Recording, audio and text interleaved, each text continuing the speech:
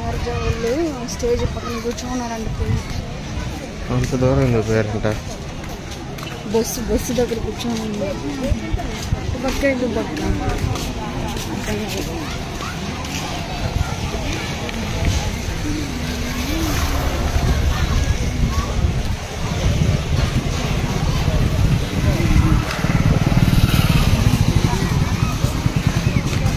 Good news.